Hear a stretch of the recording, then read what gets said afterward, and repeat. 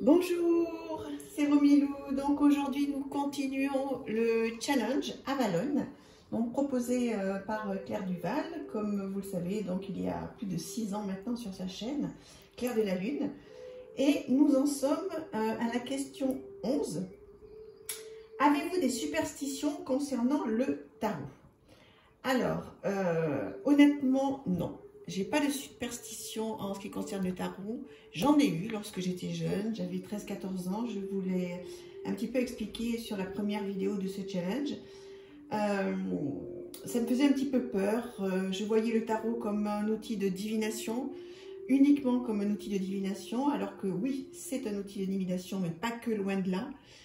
Et donc ça m'a fait un petit peu peur, j'ai pris peur, donc j'ai arrêté à l'époque. Et maintenant, non, je n'ai pas de superstition en ce qui concerne le tarot.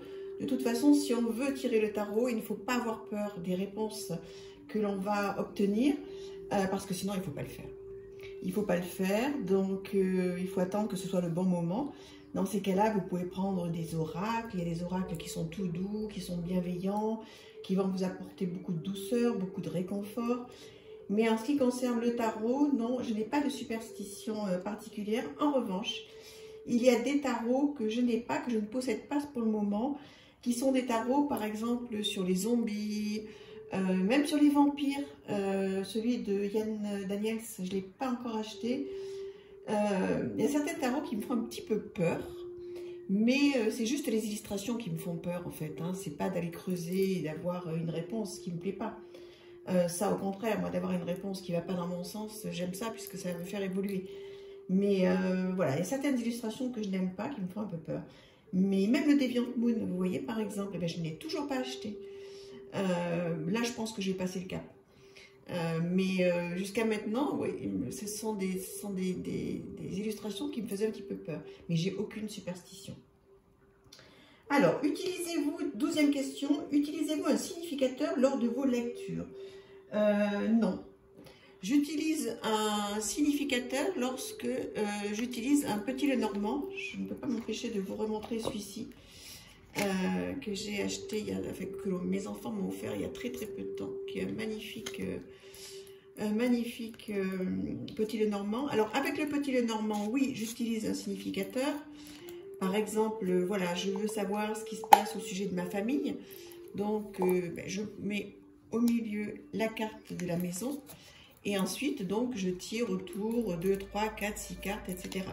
Vous voyez? Donc, bien sûr, il faut le faire, il faut les mélanger et les tirer sans regarder. Voilà, donc là, il y a un significateur pour le petit Lenormand. Mais en ce qui concerne le tarot, non, je ne me sers pas de significateur. Ensuite, préférez-vous utiliser des tirages construits ou les lisez-vous sous forme libre?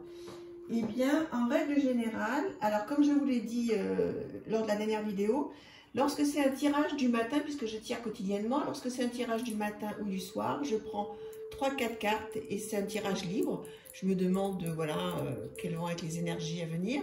En revanche, quand je fais un tirage pour une semaine ou pour un mois, ou lors de mon anniversaire, ou lors de du 1er janvier, ou à chaque saison, là, je me sers de... Attendez, je vais récupérer mon petit papier où il y a les questions. Je me sers de cet ouvrage d'Emmanuel Iger, des 78 tirages, parce que je trouve que là, pour le coup, ce sont des tirages qui sont très construits, avec des questions bien... Bon, il y a des questions légères, des questions pratiques, voilà, pour vendre mon bien, vais-je déménager, comment gagner plus d'argent, m'approfondir. Alors voilà, par exemple, vous voyez, là, c'est vraiment très cadré.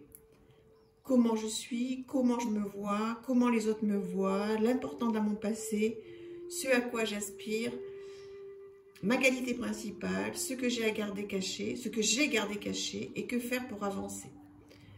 Voilà, donc par exemple, voilà, ce sont des tirages dont je me sers lorsque je veux avoir des tirages qui bien construits. Et ça, je m'en sers vraiment régulièrement, comme je vous disais. En principe, une fois par semaine, sur une fois par mois. Et puis après, à chaque occasion importante. Donc, comme je vous disais, les anniversaires, en début d'année, et puis à chaque saison.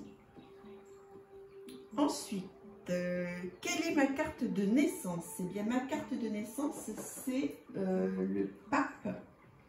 Donc, je ne sais pas si vous connaissez votre carte de naissance. En fait, il faut additionner tous vos chiffres de naissance. Par exemple, on va dire que vous êtes, je sais pas moi, du 14 avril. Donc, 14 et 1 plus 4, ça fait 5. Avril, c'est le 4, ça fait 9. Et ensuite, vous additionnez votre année de naissance. Alors, par exemple, 1967, donc ça fait 9, plus 1, 10, plus 9, 19, plus 6, 25, plus 7, 32. 32, 3 et 2, 5. Votre carte de naissance, ce sera le 5. Et c'est la carte, donc, numéro 5 qui se rapporte au tarot. Voilà, donc, moi, j'ai donc le hiérophante, le pape, comme carte de naissance. J'ai additionné donc tous mes chiffres. Je vous le noterai si vous voulez demander moi, hein, je vous le noterai comment on calcule sa carte de naissance.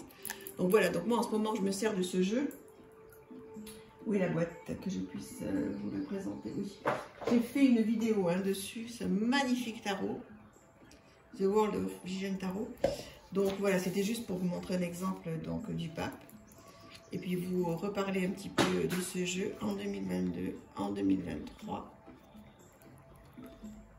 Magnifique jeu, j'en profite pour vous le représenter parce que vraiment il est extraordinaire. Donc voilà, donc du coup je regarde évidemment quand j'achète un tarot, je regarde le pape puisque c'est ma carte de naissance. Et puis après donc ça va faire un bon enchaînement. Après je vais vers ma carte favorite. Alors j'ai encore fait tomber ma feuille avec mes questions. Et effectivement, quelle est ma carte du tarot préférée? Eh bien, ma carte du tarot préférée, c'est celle de l'ermite. Voilà, donc je regarde ma carte de naissance et l'ermite. Donc ça, c'est l'ermite du Forest of Enchantment. Alors, ça ne veut pas dire que c'est la carte ma carte de l'ermite préférée du monde, hein, même si je l'adore, mais en ce moment, je travaille beaucoup avec celui-là. Je trouve qu'il est adorable, ce petit ermite. Et j'en profite pour vous remontrer rapidement ce jeu que vous connaissez certainement, qui est tellement mignon. Il est trop beau, ce jeu. Je l'adore. Et donc, effectivement, la carte de l'ermite, voilà. Alors, certains jeux, je les achète parce que des fois, j'ai eu un coup de cœur énorme sur la carte de l'ermite. Donc, du coup, j'achète le jeu pour la carte de l'ermite. Voilà ma carte du tarot préférée. Donc, nous avons fait 5 questions de plus, si je ne me suis pas trompée, c'est ça. Donc, on en a fait 15 et on se retrouve pour les 5 suivantes très prochainement. À bientôt, n'hésitez pas à vous abonner, à liker, à commenter. L'idée de ce challenge, c'est qu'on puisse vraiment discuter, que vous me disiez, vous, que vous puissiez répondre aux questions, alors que ce soit par une vidéo si vous avez une chaîne, ou en commentaire si vous voulez discuter avec moi et avec les autres. Je vous embrasse, à très vite.